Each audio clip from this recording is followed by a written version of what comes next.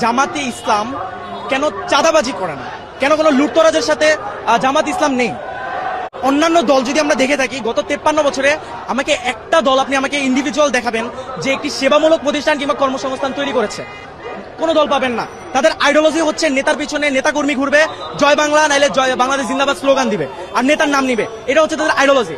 জামাতের আইডিওলজি এটা নয়। তাদের আইডিওলজি কিভাবে একটি নতুন প্রতিষ্ঠান তৈরি করা যায়। আপনি যদি গত 53 বছরে খেয়াল করেন অসংখ্য জামাতের হাসপাতাল, অসংখ্য ব্যাংকিং সেক্টর তৈরি করা হয়েছে, যার কারণে জামাতে ইসলামের যে নেতাকর্মীরা রয়েছে পড়াশোনা শেষে তারা যদি চাকরিও না পেয়ে থাকে তাদেরকে ওইখানে নিয়োগ দেওয়া হয় এবং যার কারণে তাদের চাঁদাবাজি কিংবা এসব কাজে লিপ্ত হতে হয় না। তারা একটি অর্থনৈতিক ভালো একটি কাজের মাধ্যমে তাদের জীবন বাহন করতে পারে।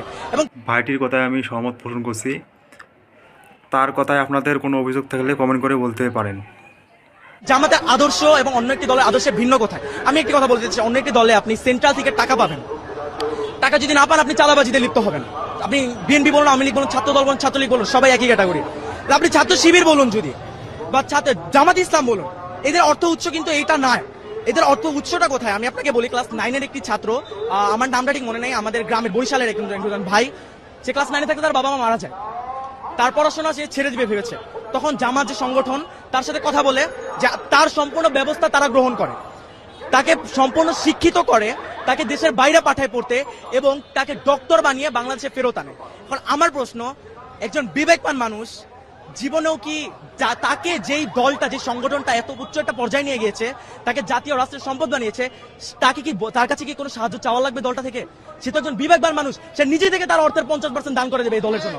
এই একটা কারণে জামাতের কারো কাছে চেয়ে খেতে হয় না। আর জামাতের প্রত্যেকটা নেতাকর্মী যারা রয়েছে তাদের মাস শেষে একটি অ্যামাউন্ট ওইটা দিতে হয়, জামাতে অনুদান দিতে হয় এবং সেই টাকা দিয়ে এই যে আমি যে বললাম প্রথমে, এই ছেলেটাকে পড়িয়েছে, এরকম অসংখ্য অসহায় এবং দরিদ্র ছেলেকে পড়ানো হয়, ছেলে মেয়েকে, এবং এই টাকা দিয়ে, এই আমাদের অনুদানের টাকা দিয়ে। ভাইটির প্রতিটি কথা বাস্তবসম্মত এবং সত্য। ভাইটি কোনো প্রকার মিথ্যে কথা বলেনি। আপনারা যাচাই বাছাই করে দেখতে পারেন। আর যদি কিছু বলার থেকে কমেন্ট করে জানাতে পারেন আমাদেরকে। ধন্যবাদ। আসসালামু আলাইকুম।